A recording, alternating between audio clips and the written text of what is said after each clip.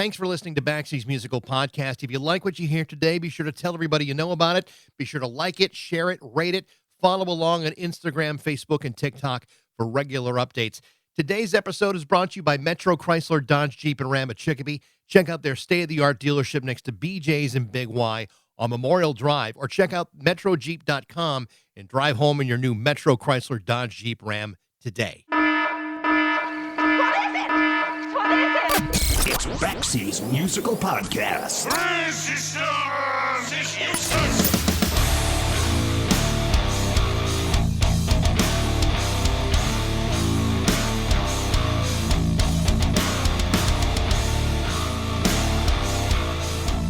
Over the last 30 years or so, I've had more than a few people say that I seem to know a lot about music.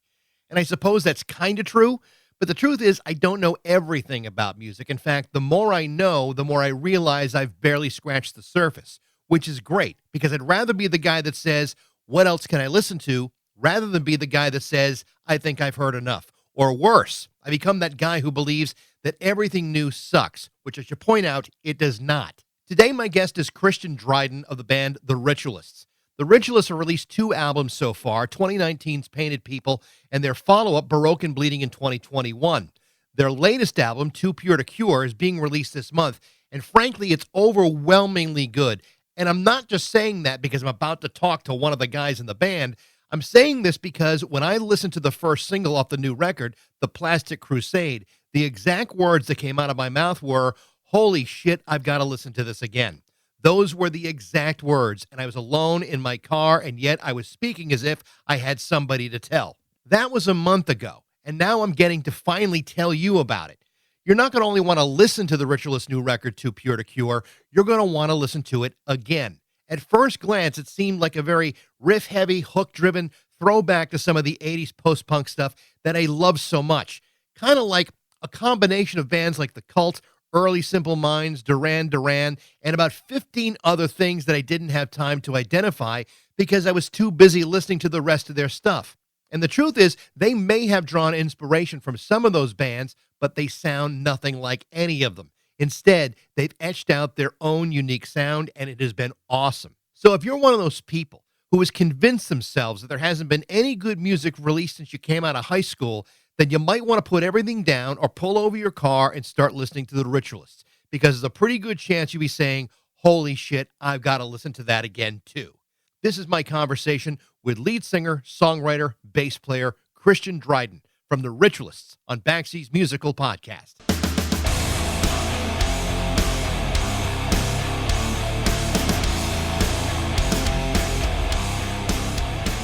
About a month ago, your publicist sent me the link to the new album, and she said to me, you got to check out the single Plastic Crusade. And admittedly, I was not as versed on the Ritualists as I probably should have been, but oh my God, I wound up playing that song 4 straight times and not getting sick of it once. And you totally converted me. I think it's just absolutely fantastic. So congratulations, and it's a beautiful piece of work. Thank you so much for that. No, thank you. The new album comes out April 22nd. It winds up being your first post-COVID release. The first 2 records came out prior to the pandemic and then in the middle of the pandemic. It's like the first time you're releasing a record without all those roadblocks in your way. Tell me about the difference that you're facing now releasing a record without all of that in front of you. Well, a few things. One, vinyl gets turned around a lot faster, which is nice. I mean, the wait times on vinyl orders during COVID, it was like everybody was doing the same thing. They were all recording and pressing stuff. So that's refreshing. But, you know, the technical aspects, the process of the record was completely different because since we haven't had the lockdowns, we've been able to tour a lot, and we do a lot of touring up and down the East Coast. And this has sort of helped the band gel. This was our first record with our new drummer, Eric Cubey. So he and I locked in on that. And I think just as a band playing together more, this definitely the songs were a bit more collaborative. I am the songwriter on them, but I bring the stuff to the table and everyone sort of marinates on that. And being able to do that playing live, I think, is better. You're feeding off of the audience and getting reactions and sort of bouncing ideas in that manner as well. You mentioned about the problem with vinyl in the last couple of years. The second album, did that ever get a vinyl release, or was that just purely digital? Yeah, we have vinyl. We have it available on our website, and we sell it at shows, Baroque and Bleeding. Yeah. The artwork was done by a fantastic artist, Alexandra Vladescu. She's actually Romanian born, but grew up in France, and she works for some big fashion house now. But she heard the band, and she's like, I want to do a comic book using all of your lyrics. And we took some of her comic book panels and we made that, the album artwork and everything. And we were really happy with that. The short of it is we wanted that to be on a vinyl. We thought it looked really cool on a record. So my understanding is, and I've read a couple of interviews that you've done. Interestingly enough, you don't really come from a particularly musical family at all. I mean, your dad was a Marine, and life was mostly about discipline and football for you. How did music even get started for you in that family? Well, this is why the whole nature versus nurture debate. I think I'm erring on the side here of nature, because since before I can remember, I was always just drawn to music. I was always into the idea of performing, and they say that great music or your favorite songs find you, you don't find them. Well, I think music generally found me. I did have older sisters who introduced me to some bands. That was really probably my first experience of hearing rock and roll. But I mean, for me, it wasn't just, I was never a casual listener. I always saw myself as being involved in it. And I don't know what sort of set that off. I think I was just born this way, for lack of a better phrase, I guess. So how does your family react to the direction you wind up taking? I mean, are they supportive of it? They have a hard time understanding it? What was their reaction? I think a bit of both. I think definitely a hard time understanding it. I don't think they can wrap their brains around the idea of someone being this interested in music or sacrificing the way we artists generally sacrifice for our art. They don't see it because they're not very, drawn to music, or they're not in love with music the way I am. But I think they do. They have been supportive at times, and I think generally it's been, sort of love-hate, I'll say that. So there's still an element of when are you going to get a real job type of thing. Oh, 100%, 100%. I think every musician probably has that experience. But they have come out to performances, and they have a good time, but I just think it's so alien to them that they can't really wrap their brains around it. You started off as a drummer and eventually wound up transitioning into the singer of a band. And I know for a lot of people it's a kind of an awkward transition, because you're no longer buffered by this protective wall of drum equipment. And now all of a sudden you're up front and maybe more exposed than you ever have been. Tell me about the move away from drums and being the singer, because it is a massive difference between one or the other. 100%. I agree with that. It's interesting. Yeah, drums were my first instrument, technically speaking, in terms of performing in front of an audience. But I had always, even as a child, I had always viewed myself as a singer. I would always be singing to songs. But when I hit my teenage years, I was a very awkward teenager, and I had no self-confidence. So I truly think the only way I would have been able to get on stage was behind that drum set, because that created just enough security for me to be comfortable enough to perform. So it was kind of really beneficial that I was able to play the drums. And behind that drum set, I would sing some backing vocals. There would always be a song or two where I would sing the lead, and then one thing led to another, and I got out from behind the drum set and picked up the bass. And bass, I guess, is sort of like the closest instrument you could play that's rhythmic, where you can stand. I thought the whole singing drummer thing was just kind of a lame look. Right. No ill will towards Bill Collins or anyone, but it was never my thing. Your vocal style is pretty distinct, and not the kind of vocal style you would expect from someone that had any level of insecurity. When you're writing music, do you write songs to accommodate your voice, or is it the other way around, where you find yourself singing through a song to get to what you've written? That's a great question. It never crosses my mind. So for me, everything is to facilitate the song. For example, I don't write songs and think, I need to make sure I hit this note because it's really great that I can hit this note and everybody needs to hear me hit this note. It's more, everything has to be in furtherance of getting the song across, getting the message across. So no, I don't think that way. I mean, things will happen naturally that are great. And when it happens organically, I think it's best. Oh, I can do this spot here where I have this refrain on this chorus. I can go up on this note and it sounds kind of cool, so it'll work. But I never write things. I need to find a vehicle to show people how I can sing. So how do you develop the style of singing that you do? Again, it's not the kind of style from someone who may be, shy, or you may second guess themselves too much. I mean, there's a certain confidence to sing in the way you do in this broad range that you have. I think that again, it's I don't know if it just sort of comes out of me. I hate to keep using that phrase, but it's just sort of the way I hear it, the way I hear the melody, and it's just sort of the way my voice sounds. Now I have, obviously, you can hear influences in there: Simon Le Bon, Ian McCulloch, Echo and the Bunnymen, early U2 stuff, even Morrison at times.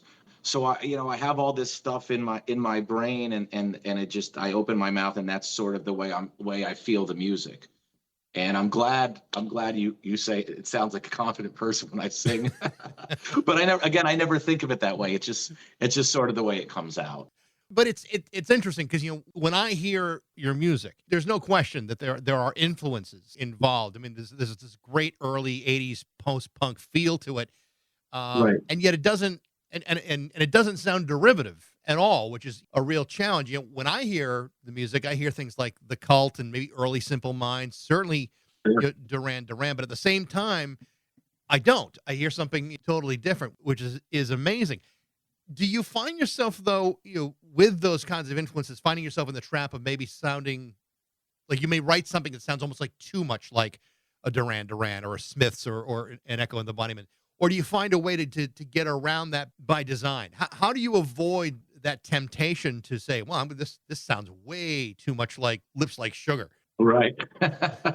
I think for me, when I'm at the initial stages of a song, the infancy of the song, I will sort of self-censor if I hear someone say, "Oh man, like this is way too over the top derivative." Like I will do that, but it's rare that I feel that way because I know when I take the song and present it to the guys, everybody in this band isn't in the same headspace I'm in terms of influences. So they bring other things to the table. It could just be something as basic as the guitar tone, or the way the drums are being felt on this part, or a keyboard line. So I think the collective sound of the band has sort of taken on a life of its own outside of me as the songwriter. So I may be presenting things that are like a heavy early cult thing going on, Right. But then when the band gets it, they don't all, I don't tell them that I feel that way. Right. And I'm like, what do you guys think of this? And they'll do something like, yeah, we're outside of that zone now. We're outside of that danger zone. So I think that's sort of the way it works out. How do you get into songwriting? I mean, obviously, once you start learning bass and learning how to melodicize some of the things that are in your head, it becomes a little bit easier. But I mean, it is a learning process to get what is ever in your head out in your hands and into the world. What was that process like for you when you're beginning to write music? Yeah, that's very difficult. I think that's the most difficult thing is you have this idea in your head, especially when you're a young band and you're going into a recording studio and you don't know what the heck is going on. It never turns out the way you've kind of envisioned it. And that's an art in and of itself, is getting that vision to sort of exist. So, yeah, I mean, for me, like it can start either with a vocal melody that I'll just come up with in my head. It could be a lyrical idea, or it could even be a bass line that I'll be like, oh, this is like a cool riff, and I'll put a vocal part over it. And sometimes, I mean, with the song Baroque and Bleeding, it was really interesting. For the actual song, I had a dream where I was singing the chorus of Baroque and Bleeding, and I woke up and I got behind a drum set and I played that groove that you hear in the opening. And I just put that together. So sometimes it comes to you in a dream as well. I mean, I'll take any inspiration I can find, and if I think it works, I'll use it. And whichever instrument will facilitate it, I'll play that instrument to make it work. Do you find that writing music becomes like an easier process for you? Obviously, for many people, it's that whole 10,000 hours thing where you finally you'll get comfortable enough to say, okay, here's how I'm going to write a song. I mean, do things just? I mean, it sounds like things are just coming to you rather than you chasing after the song. Is that it? Is that accurate? 100%. There are very few songs that I've written where I've sat down and said, I'm going to write a song right now. Like, that's never the way it happens. It's always something inspires me or something triggers me. A lot of times it's just in the shower when I'm not thinking about anything, and a melody will just come to me while I'm washing my hair. And the process of finishing the song, I think it was Paul McCartney said in an interview that it took him like 4 minutes to write Let It Be or something. So with that, I've always sort of known that. So I've never viewed it as I haven't spent enough time on this song for it to be a finished song. For me, it's, does it sound good to me? Does it work? I mean, whether it's taken me 100 hours or 1 hour or 5 minutes. If it's a good song, it's a good song. I don't really get technical with that. I've interviewed enough songwriters and they all have different ways of going about it. And I find like some of the funnier aspects of it is for those where the music kind of comes to them, may come to them at like the worst possible time. Like you're about to eat dinner or you're about to see a movie, and like I can't just go watch a movie. I can't just eat my dinner. I have to get this out of me. Do you have the same kind of compelling natures of if it's in your head, you got to work on it, get it out? Yeah. I had a situation where I've taken a break from a meeting and excused myself and went into the bathroom and recorded myself singing a melody that came into my head. So yeah, it doesn't, it sort of chooses you. It's not this sort of contrived, like, I'm going to sit at a table with a pad and paper and a guitar, and I'm going to write this thing right now. And that's it. So yeah, it's sort of a magical process if you think about it. It's erratic, I think when creative people create and then you ask them, well, where does this come from? I don't think there's an answer. I think it just is. It's like it exists like air, and you either and you breathe it, and all of a sudden there's breath coming out of you. I think if you were to like write a book or paint a painting, it comes when it's ready to come, and it not always at your timetable, because it's just not the way the universe works. Right. And I think that's true for authentic songwriting. I'll say it comes from inside of you. But there are instances in modern pop music where you'll see a song and there are like 25 different songwriters on the song. I don't believe, like, something's going on there that I have no idea about that process. Maybe that's why I'm not in pop, like doing pop top 40, but I don't understand how that would work. I can't imagine it. Or like, stitching together one building's, working on choruses, another one's working on bridges, and another one's, working on everything else.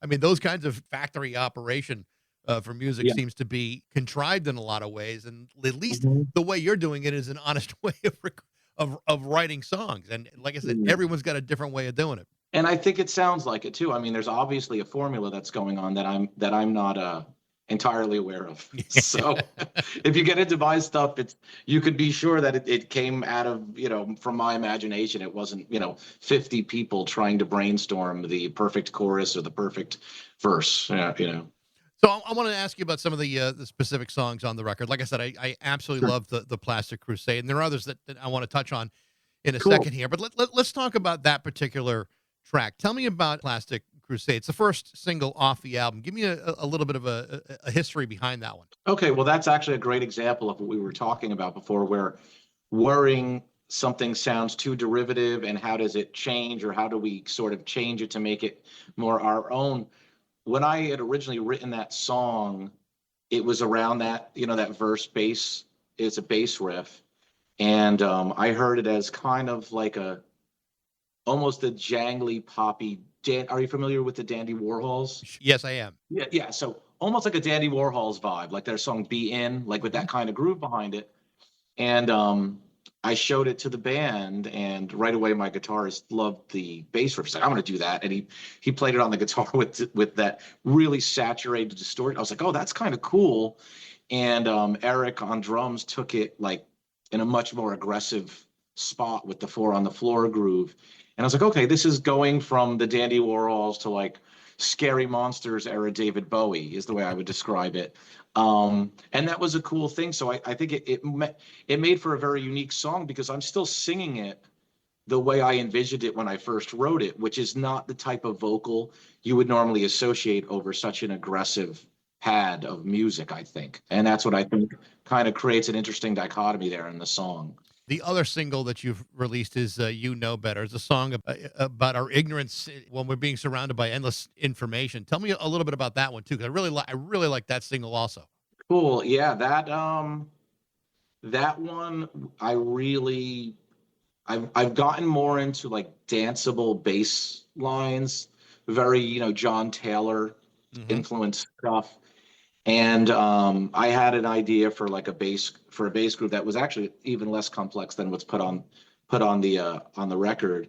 And I had that verse idea, and I took it to the band and I said, let's go full on groove with this. I started sliding the bass parts. So that's a great example of a song where the vocal was sort of built around the music. The bass really drove that whole songwriting process. And the song is about, it's a bit about technology, but it's also about doubt and self-doubt. And especially when you're an artist, again, something you brought up earlier, but when are you going to get a real job? Oh, this doesn't work. And it's funny, with surgeons, or I guess if a surgeon is sued for something he's done, but people rarely second guess someone who's just done a heart surgery Right. or implanted something or whatever. But as a singer, everybody, in the audience feels they could be like, oh yeah, that was cool, or I didn't really like that. Everybody feels like they're an expert with music because it's very accessible. You're just listening to it. It's like a form of communication. So it's sort of frustrations with that, including myself. I mean, the tendency to be a know-it-all or to over analyze other people or to be overly critical. But I get the sense from just talking to you like the last few minutes that when you write a song, you're not presenting to the band in a very precious way, where you're willing to get the input from the other guys in the band and to take their suggestions to heart, because it sounds like you have a great willingness to collaborate with these guys and to make something good, perhaps even better. Right. That's true. That's a major difference between this record and the prior two. The prior Baroque Bleeding, I even played the drums on that record. So I mean, that was just complete. I had to take complete control because of issues we were going through with band members. And I think post COVID, a trust has been built up amongst the band members from playing on tour. Okay, I'm comfortable with this guy putting his guitar parts over my chord progressions. I think they're going to 9 times out of 10 they're going to work. And that comes from, I think, just playing together a lot and getting more comfortable and trusting everybody. You had mentioned writing songs that have come from dreams, and one of the songs on the new record that I really like was "King of Air." And my Yeah. understanding is that's another example of just what you're talking about. Yes. Yeah, that is, I have this recurring dream where I've discovered this ability to float by engaging in this sort of breathing pattern. I mean, it's a dream, right? So I'm floating, and I think it's the coolest thing in the world because I don't need to deal with my car or walking if I need to get somewhere. And I want to tell everyone about this technique that I've discovered. And no one will either A, listen to me, or B, believe me. And I end up just floating around by myself. And Right. I think I mean, it's obviously symbolic of a lot of things. And I sort of played with those ideas for the lyrics to King of Air. It's not so like a lot of dreams that I have where I'll meet somebody, try to get their phone number, and I can't find my phone, or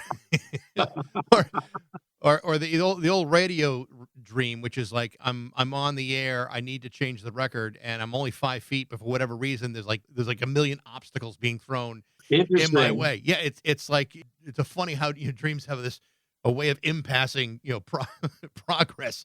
But I think that's kind of what you're getting at. Yeah, for sure. I like the way that one came out a lot as well. It's a great song. You had Mario McNulty as the producer of this record. I mean, this is a guy he's worked with a million people, everybody from Bowie to Prince to Linkin Park and Nine Inch Nails. How does he come into the picture for you guys, and what is it like to learn from a guy of that pedigree? Well, how he came into the picture. So he approached me. He heard someone posted a story on Instagram where she was getting ready to go out and had the song Broken Bleeding on in the background. Mario heard the song and liked it and looked us up. And it turns out we have a mutual friend, Keenan Dufty.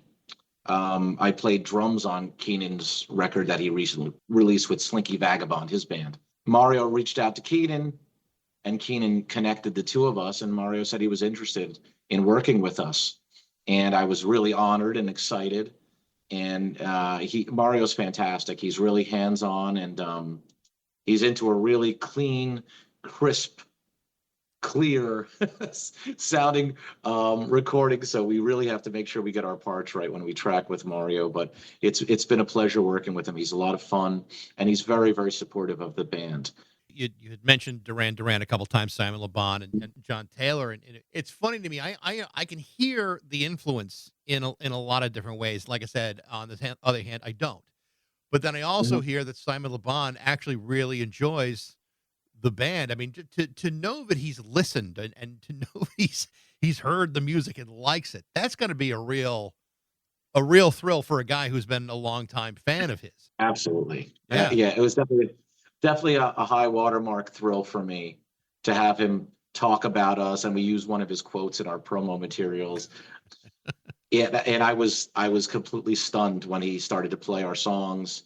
And I mean, I think it's really cool what he's doing with his Sirius program, where he is pushing new bands. He's playing classic stuff, but he's also trying to integrate new music. And I don't think there's enough of that in the rock community. I think, you have these rockers who are on stage basically in wheelchairs still, playing the same tunes. And I think we could learn a little bit from the hip hop community, where they would have these, all these hip hop artists, they have a guest, rapper come in and join them. And it's like a young up and coming artist. Like, I think the older generation in rock is very reticent to just sort of let go or even just allow an opening for a few younger bands. And that's why as these poor, these amazing legends, but as they die out, we don't have anyone to replace them rock and roll wise. And that's a shame. And I think Simon is trying to remedy that with advocating for some bands like the Ritualists.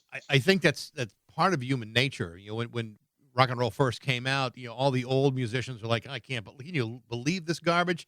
And now Right. here you are, 50, 60 years later, and it's kind of, repeating itself, where like my music shouldn't be in the hands of anybody else. I should be the precious one here. Right. Yeah. It's hard, but it's interesting to me that more rock artists haven't thought of it the way I'm describing it. Because I mean, even as a songwriter, if I got to a point where I didn't feel comfortable on stage, or I didn't think I could do the music, I would write with a younger artist and be like, hey, let's collaborate on something. Let's do something. It'll be really interesting, and it'd be a way to get you to a different point in your career, and a way for me to stay relevant in some way. I think it would be beneficial for both parties if that happened more often. So a lot of people that may not be aware of the Ritualists may wonder, how you apply these larger than life songs to playing them live. And, for some bands that is not necessarily an easy task to take a song that sounds big on vinyl or big on tape or whatever it may be, and then get it on stage and make it sound as big as it can be.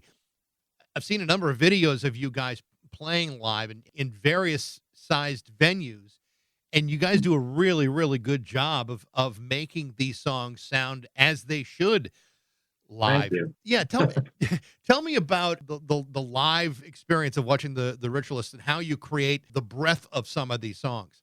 Well, I mean, first off, we play our own instruments, so that's helpful, and we are the ones who recorded those said instrumental sections, so there isn't much of an issue there. But we do use a lot of ARPs and timed effects, which are enabled by the fact that our drummer plays to a click live, so we can do a lot of those effects and pads that you're hearing on the record. We can recreate that live. As far as singing the parts, it's a challenge. I'm going for it every night, and going on tour a lot. You really have to learn how to do it and how to pace yourself properly, so you have something left at the tank for the next night. But it isn't easy. But if it were easy, it wouldn't be fun. I mean, playing something that's challenging for me, that's part of the game. That's part of why I do it. If it were just so basic and simple every night, I don't know that I would enjoy it as much. So the album, again, coming out on the 22nd of April. Are there plans to start touring with this, the summer? Or, I mean, what is the plan moving forward? Right. So we have another single that's coming out. It's called The Wake. And we have a video to go along with it, which was wild to make. It was directed by this Brooklyn artist called Hypnodoll. And it's very psychedelic and surreal. I think a lot of people will be shocked by it. That's the idea. So we have the Wake coming out. The gentleman who painted our portraits for the album cover of Too Pure to Cure has an art studio based out of Wilson, North Carolina. And he's doing a very large art exhibition there at the end of April. I think it's April 25th. So we'll be going down there and doing a little touring in North Carolina. We'll be playing Asheville. We'll be playing Raleigh. And we'll be playing Wilson and possibly one other date. And we'll be doing a few New York dates at the beginning of the summer, and we'll probably do a tour before the year's out, either in August or in the fall, to support the record. Well, Christian, like I said, I'm been incredibly impressed with the new record, and even the first two I really enjoyed a lot too. And it's a real pleasure to talk to you. Wish you guys all the best. Thank you so much, Michael. Have a great one. Thanks for having me. The name of the new album from the Ritualists is called Too Pure to Cure. It comes out on Tuesday, the 22nd of April. Thanks for listening. I hope you enjoyed it. If you did, you can always email me at bax@rock102.com. I'd love to hear what you think. Thanks again to Metro, Chrysler, Dodge, Jeep, and Ram at Chicopee for all of their support. But most of all, thanks to you for listening to Baxie's Musical Podcast.